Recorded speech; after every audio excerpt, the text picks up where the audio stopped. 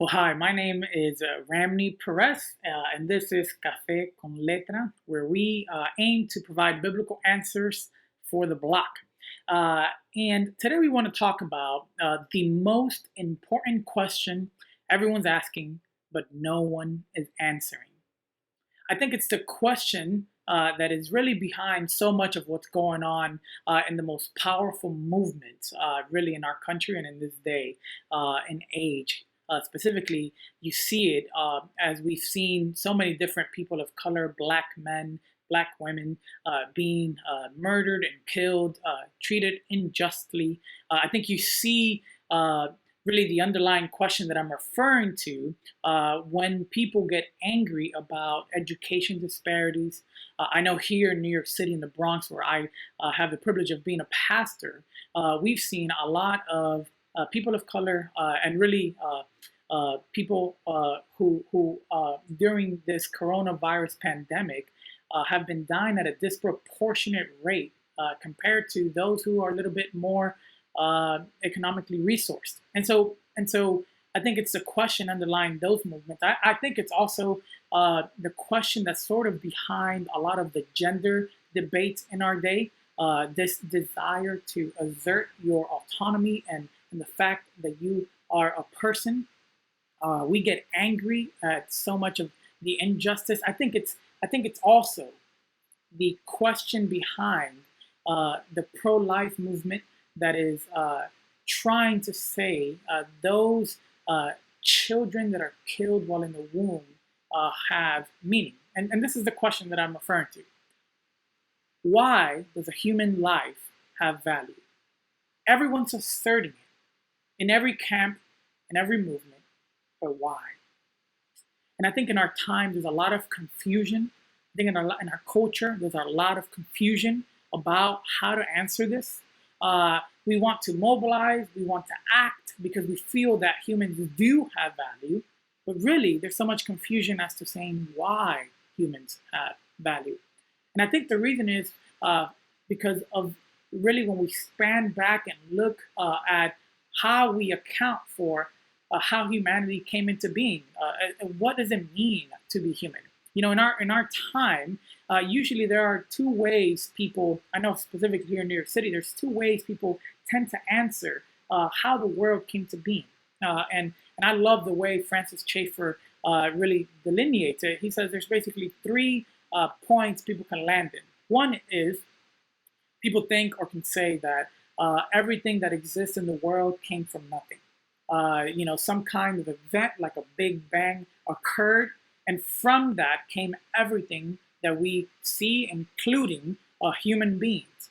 The problem is if you start there, then you actually have no way of accounting for why humans have value. Because if you start there, nothing can actually not produce something that has personal, real value.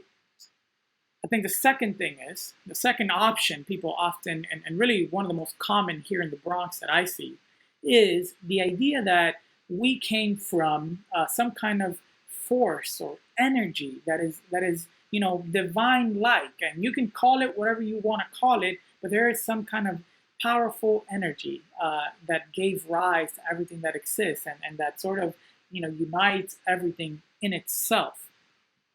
But even if you start there, you still cannot actually answer the question, why do human beings have value? Why? Because if you start there, if some kind of energy that doesn't have a personhood, it's not personal, cannot account for why beings are persons that make decisions that are different from a chair, for example. Really, the only answer that really is able to properly account for what we experience in our time and in humanity and in history and in life, and actually is able to truly help us understand the question we are asking and trying to assert in all of these is the Bible's answer. And the Bible teaches us that every human being has been made by a God who is a person, who is infinite, He's not tied to the world he's created. He's outside of it, even though he's deeply invested in it. And yet, he created us in his image. And what the Bible means by that is that God created us, God being a good God, a holy God, a perfect God, created human beings to function in the world in such a way that they would represent him, like a mirror would reflect the way he is. And really, to be made in the image of God is not for God to look like some kind of old person with a big beard sitting in heaven. What it means is that our ability to think, our ability to be creative, the fact that we are communal, we like to be in community with other people, the fact that we can build societies and culture, all of that, everything that we are and everything that we have, essentially, what it means to be human is to be made in the image of God and to have the purpose of reflecting God. And I wonder, as Francis Schaeffer did as well, if we provided that answer more to our friends who are unbelievers, to our friends who can't really understand why human life has value, if it would not help us to better help them understand the reality of the gospel of Jesus Christ, which says that even though we fail to properly reflect God, we were created to be like God, good and without any harm or sin, noble, and yet we've fallen into all kinds of brutality and evil. And yet God sent his son Jesus Christ to die on the cross so that that image could not only be restored, but that we can actually begin to look like the perfect man, the perfect human, Jesus Christ himself.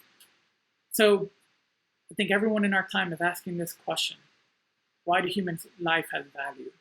And the answer from the Bible, really the only answer that can properly help us understand this is it's because we have been made in the image of God. Thank you for tuning in to this episode of Cafe Con Letras. I hope you're blessed.